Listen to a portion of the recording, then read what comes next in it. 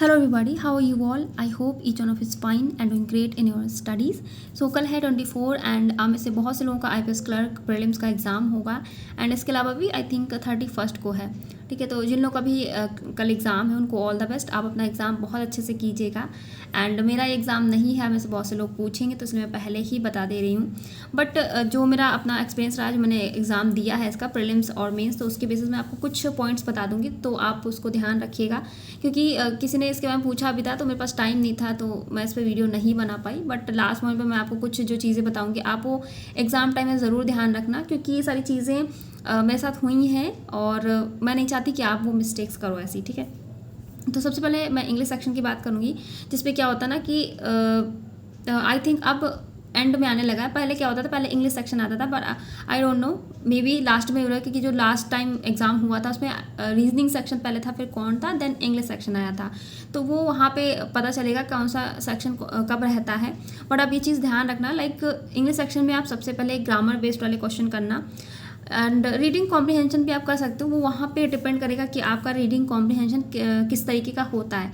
अगर story based होगा तो आप ऑब्वियसली बात है, जितने भी आपके क्वेश्चंस होंगे आप इजीली उन्हें कॉम्प्रिहेंड कर ले जाओगे। एंड 2-3 क्वेश्चंस ऐसे रहते हैं जो आपको कर लेने चाहिए, लाइक जिसमें आपको वर्ड मीनिंग्स पूछे जाते हैं, फिलर होता है। तो ये सारे क्वेश्चंस आप कर सकते हैं पहले, चाहे वो किसी तरह का भी पैसेज आया हो। मान लीजिए कोई स्टोरी बेस्ड ना होकर कि कोई ऐसा आया जिसे ईजिली कॉम्प्रिहेंड नहीं किया जा सकता या टाइम टेकिंग थोड़ा सा हुआ, तो आप उसको स्किप कर सकते हैं स्टार्टिंग में। बाकी जो आपके क्वेश्चंस हैं grammar based, like error deduction हो गया एंड फिलर्स हो गया, कॉलम बेस्ड क्वेश्चंस हो गए, इस तरह के क्वेश्चंस आप अटेम्प्ट कर सकते हैं। एंड एक और है पैराजंबल और सेंटेंस रीअरेंजमेंट कहते हैं इसे। तो एक तरीके से 2 पैटर्न होते हैं इसके। एक होता है कि आपको एक सेंटेंस दिया रहता है, ठीक है, उसमें आपके डिवाइडेड होते हैं, मतलब वो एक सेंटेंस आपका डिवाइडेड होता है 4 या 5 पार्ट्स में ऐसे। एंड एक होता है कि आपको 5 सेंटेंस या 6 सेंटेंसेस दिए होते हैं, आपको पूरा पैराग्राफ अरेंज करना होता है, अरेंज करना होता है। देन आपको बताना होता है फर्स्ट सेंटेंस कौन सा है, सेकंड कौन सा है, ऐसे करके।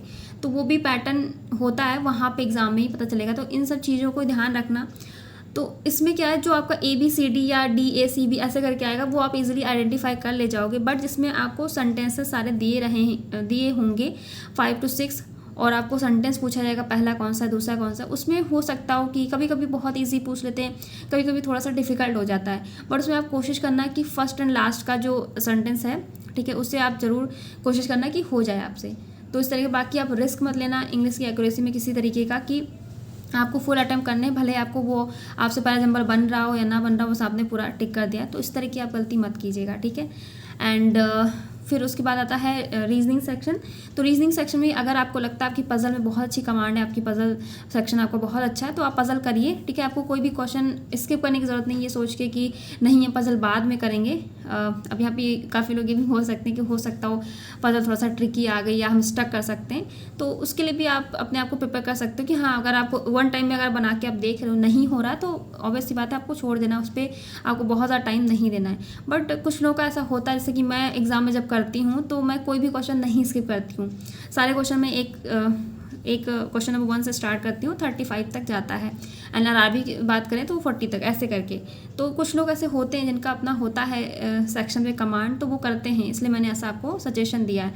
अदरवाइज़ आपके जो मिसलेनियस क्वेश्चंस होते हैं, इनइक्वालिटी हो गया, सिडॉक्स हो गया, एंड जो आपके जंबर फॉर्म के क्वेश्चंस होते हैं जिसमें आपको जैसे सीरीज़ वगैरह है, ब्राइडेशन है, डिस्टेंस डायरेक्शन है, इस तरह के क्वेश्चंस आप कर सकते हो। फिर लास्ट में आप पजल कर लेना, ठीक है। ये आप पे डिपेंड करना है, क्योंकि आपको अटेम्प्ट तो करना ही करना है पूरा। बट अगर आपको डर है कि पजल आपसे हो सकता हो आपसे ना बने, या पॉसिबिलिटीज़ आप ना ले पाएँ, या कहीं आप स्टक कर जाएंगे, तो आप लास्ट में कर सकते हैं। और वही चीज़ आती है आपकी कॉन्ट सेक्शन में। कॉन्ट में आप सबसे पहले से DI है आपका, और अप्रॉक्सीमेशन है, या फिर अगर सिंप्लीफिकेशन है, सीरीज़ है, और क्वाड्रेटिक इक्वेशन वगैरह, इस तरह के क्वेश्चन आप पहले कर लेना। देन उसके बाद अरिथमेटिक पे स्विच कीजिएगा। और उसमें भी आपको सेलेक्टिव करना, लाइक आप ये नहीं कि आपने देखा अरिथमेटिक का बना, देख लीजिएगा कि आपसे कौन सा हो पा रहा है, कौन सा नहीं हो पा रहा है। कभी कभी हमें लगता है छोटा सा क्वेश्चन है, दे रखा है, ईजिली हमसे बन जाएगा, बट वही हमारा टाइम किल कर देता है। एंड उसमें एक इम्पॉर्टेंट है, जैसे केसलेट DI है, बहुत लोगों से बन जाती है एंड बहुत लोगों से नहीं बनती। कभी कभी बहुत एक होता नहीं कि 2-3 लाइन की होती है, हमें लगता है कि यार बहुत ईजी है, हमसे बन जाएगी, बट वही 2-3 लाइनें हमारे पूरे एग्ज़ाम को वो कर देती हैं, ठीक है। ये चीज़ मैंने पर्सनली फील की है। देखने में लगता है क्वेश्चन बहुत छोटा है, चाहे वो सिर्फ, मैं कौन सेक्शन की बात नहीं कर रही हूँ, चाहे आपका रीजनिंग सेक्शन हो, उसमें भी छोटा सा ब्लड रिलेशन जो आपको देखने में लगता है कि हाँ बहुत ईजी है। और इस बार के जितने भी एग्ज़ाम हुए हैं उसमें मोस्टली सब लोगों ने ये चीज़ फेस की कि ब्लड रिलेशन नहीं बन पाया लोगों से। तो इन सब चीज़ों का आप ध्यान रखिएगा, किसी भी क्वेश्चन को अपने ईगो पे नहीं लेना है कि बहुत छोटा सा क्वेश्चन है, 2 लाइन का है, क्यों नहीं बन रहा है, ये पजल इतनी छोटी सी क्यों नहीं हो रही है। इन सब चीज़ों का आप ध्यान रखना। बाकी किसी भी क्वेश्चन पे बहुत ज़्यादा टाइम देने की ज़रूरत नहीं है और उस पर स्टक रहने की ज़रूरत नहीं है, स्टिक रखने की ज़रूरत नहीं है कि हाँ इसको बनाना ही बनाना है, आगे नहीं बढ़ना है।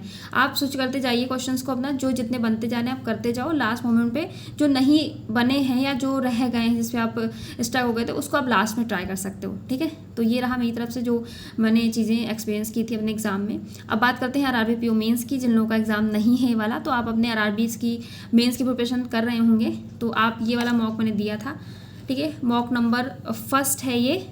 लास्ट टाइम मैंने जब शेयर किया था मैंने बताया भी था कि मॉक नंबर कौन सा है, फिर भी लोग पूछ रहे थे कि कौन सा मॉक। मैं हमेशा बताती हूँ, फिर भी लोग पता नहीं क्यों कमेंट सेक्शन में पूछते हैं, देखते नहीं हैं वीडियो सही से या फिर क्या चीज़ें रहती हैं। तो ये मॉक नंबर 1 है 2024 का, ठीक है। तो ये आप देना, तो मुझे शेयर करना कि आप लोगों के स्कोर क्या रहे हैं। उसके बाद ही मैं आप लोगों के साथ सेक्शनल इसका शेयर करूँगी कि सेक्शन वाइज मेरे मार्क्स क्या रहे हैं। वैसे तो मेरा स्कोर जो ओवरऑल रहा है 87.94 रहा है समथिंग, ठीक है।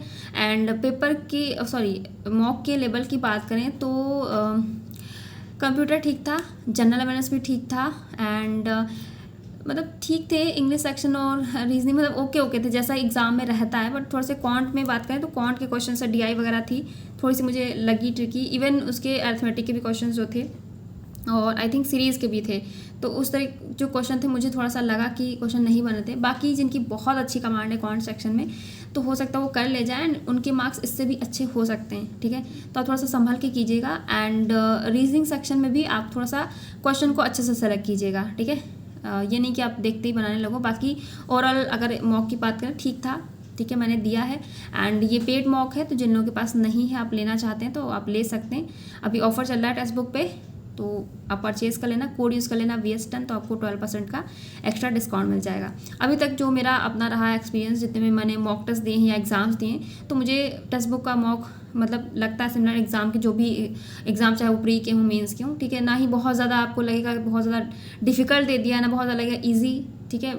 आसपास ही रहता है, तो आप दे सकते हैं इनके मॉक टेस्ट और ले भी सकते हैं, ठीक है। चाहे वो सेक्शनल हो, चाहे प्रीवियस ईयर के पेपर्स हों, चाहे आपके मेंस के हो, चाहे प्री के हो। सो यही मेरी तरफ से सजेशन था। बाकी आप ये मॉक देना तो शेयर जरूर करना। Okay, thank you and have a good day.